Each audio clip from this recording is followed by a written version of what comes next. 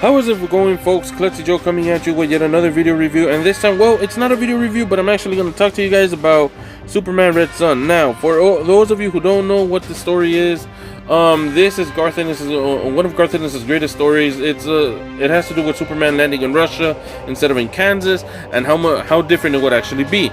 And it's a great story. You know what? I don't know if it's actually Garth Ennis or Jeff Johns who actually writes it.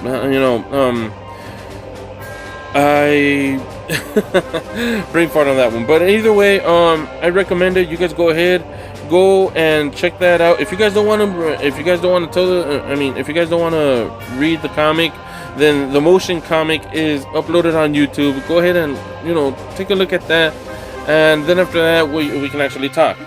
I'm gonna give a moment of silence right now, and as soon as I start, I'm gonna go into spoiler territory. So those of you who don't want to be spoiled, leave now.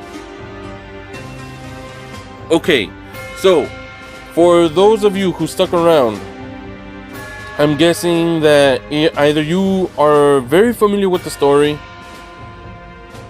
or you really just want to know what's going on. Now, this story is actually pretty good. It does end up changing a lot of things, a lot of very, very important things. Okay, one is Superman's upbringing to power. In the comics, Superman was actually brought. Superman came into power the moment that he actually that Joseph Stalin got killed. Joseph Stalin was his adoptive father, and the person who killed him was Peter, his Stalin's son and Superman's adopted brother. And Peter does this because he ends up having some jealousy, because Stalin is actually praising Superman a lot more. Kind of like the whole gladiator thing that we've actually seen, that story of the jealous son and stuff. But in this one, it's completely different. He's in the movie, what you get to see is that Superman actually he gets told by Lois Lane that Joseph Stalin actually has concentration camps, and he's actually torturing and killing people, and that that Superman is allowing this. This angers Superman. He goes on over and he rescues the people from the concentration camp, and then kills Joseph Stalin, which is the biggest no-no in the story. And the reason why is because there's a bigger catalyst right there. They never mention Peter. All right. And Peter, this is the second part. Peter in the comics kills a little boy's parents. Okay, and then he actually, and he's saying this on over to one of his lieutenants, who he's actually confiding with him while he's drunk, and he's letting him know, you know what? There was this one little boy who ended up having these eyes that haunt me. I found out that his parents were actually were not falling in place, and I killed his parents, and I didn't kill him. I don't know why, but he looked at me with blind rage, and before I could actually shoot him, he disappeared into the sewers. So that's a key part of the Batman arc in this story. And eventually, Batman actually grows up. He, he doesn't end up killing Peter, but he does end up, he does want revenge. All right, and then he starts noticing that, because Peter killed Stalin, he starts doing the reconditioning program to a lot of people. And eventually, he starts getting angry, and he wants revenge. Like the little boy wants revenge. Eventually, you get to the point where, Peter actually meets up with Batman and tells him, you want to kill me and everything. Yeah, I get that, but you know what? The one with real power, the one that's actually doing all that stuff, was actually Superman. He was the one that him and Stalin were the ones that were actually trying to, he's brainwashing him. Like, I'm just a soldier. They were the ones that ended up giving the orders, and they're the ones that were suppressing everybody. So this pisses off Batman, and then he wants to kill, which leads him to want to kill Superman by aligning himself with Lex Luthor, who also, ironically, he became a president while all this is actually happening. And, with the aid of Lex Luthor, Batman comes very close into killing him. Now, in this movie, you don't get to see that. What you get to see is that Superman kills Stalin, Peter is nowhere mentioned, and then not only that, but he also starts reconditioning the people himself. He's lobotomizing everybody. So he's actually the bad guy. You don't get to see Peter actually doing anything. He's not even mentioned. And Batman just becomes a psychopath because they don't mention Batman's story. They don't mention anything whatsoever that has to do with Batman in this part. As a matter of fact, for all you know, he could just be a maniac trying to kill Superman for the sake of killing Superman. And I'm sorry, y'all, but you know what? I can't deal with that, especially with a story arc that is that very, very interesting, and more importantly, very, very well written, very well driven. Batman, you can understand where Batman is coming from in the comics. All right, in this one, in the animated movie, you don't get to see any of that. He's just crazy for the sake of crazy. All right, and then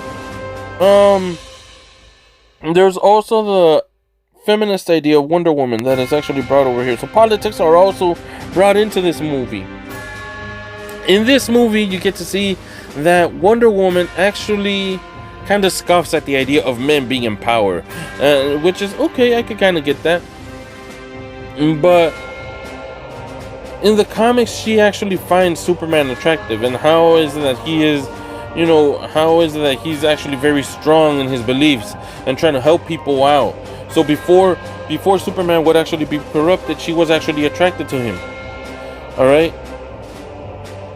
And when Joseph Stalin actually got aced, she was there to comfort him and tell him, keep your power, maintain some strength. I'm sorry.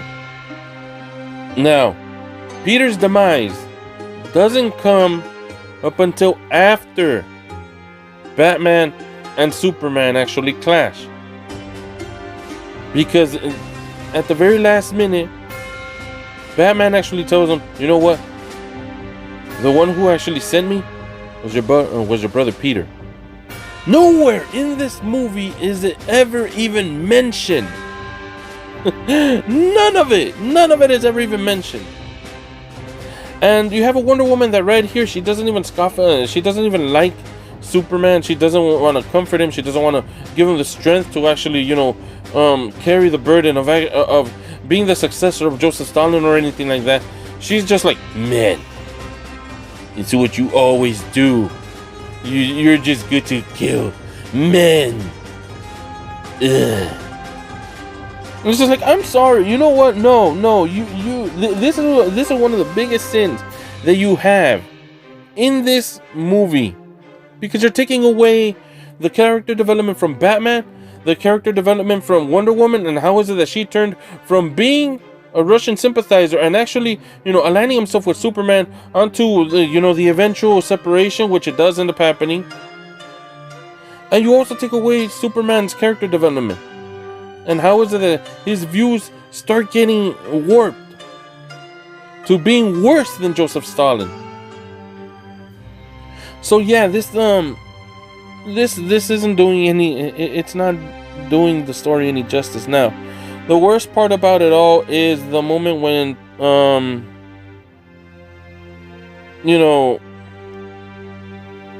at the very last moment when Lois actually, because Lois marries Lex Luthor, they end up being president and she's first lady.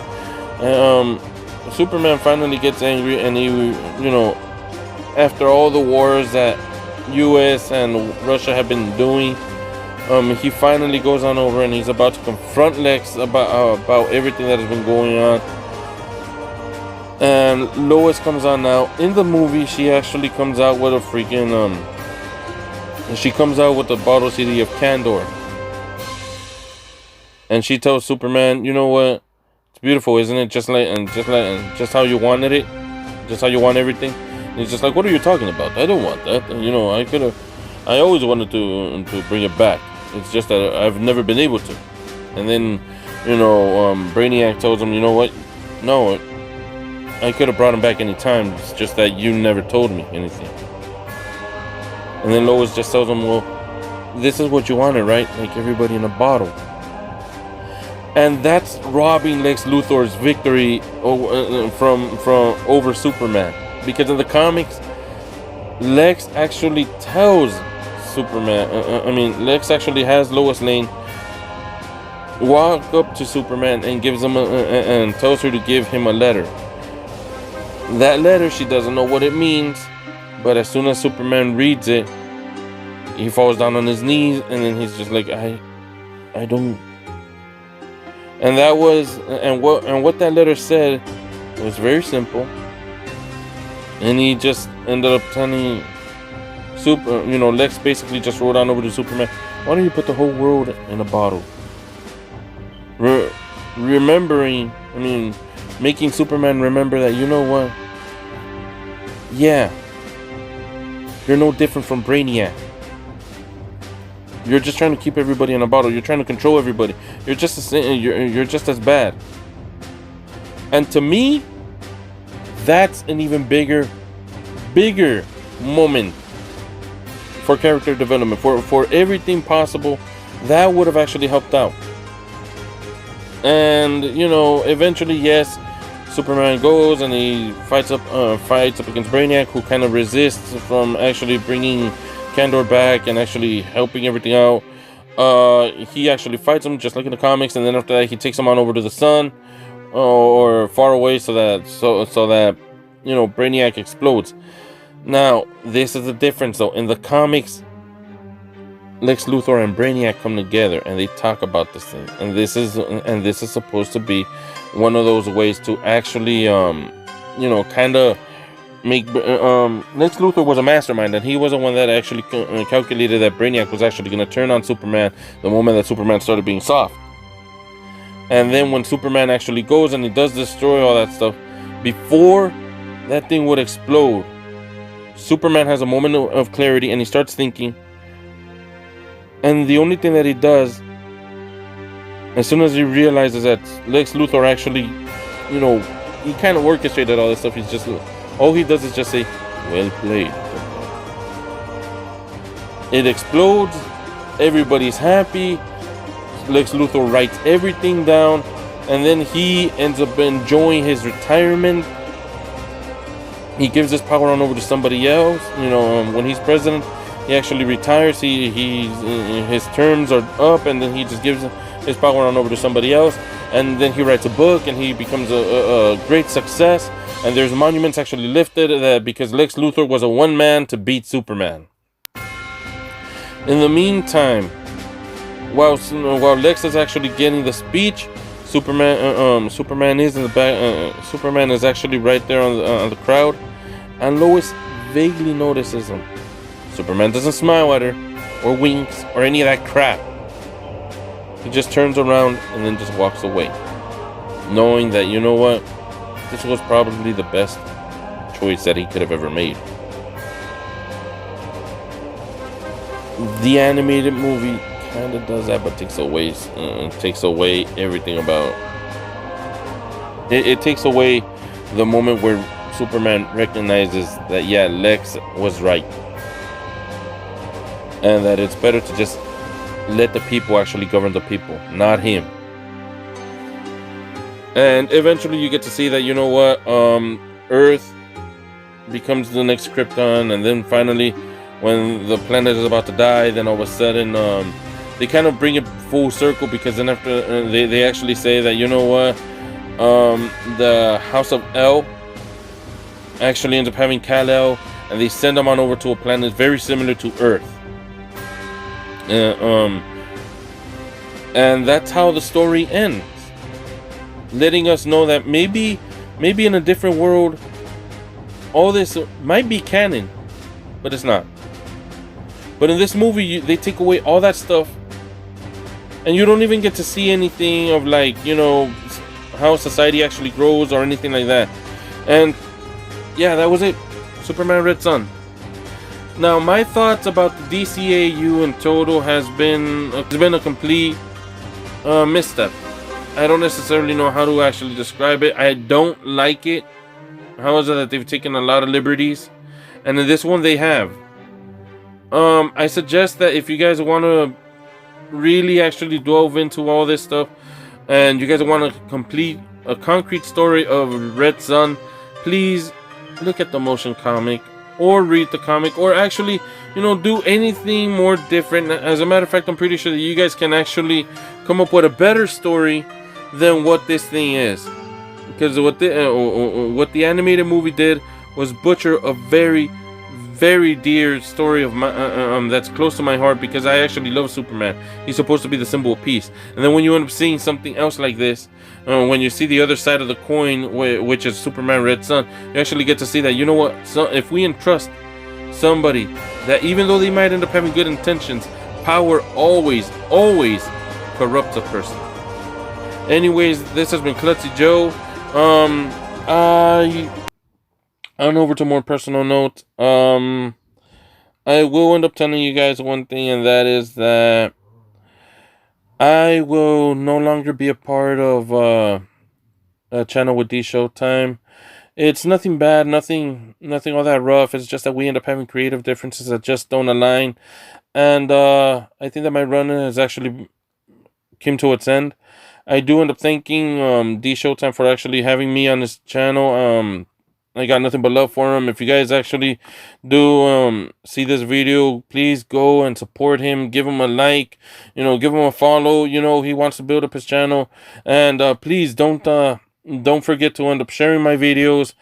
Put a like if you like this video. Put a dislike if you don't. It's okay. You're entitled to your opinion. This has been Klutzy Joe. Peace. Subscribe.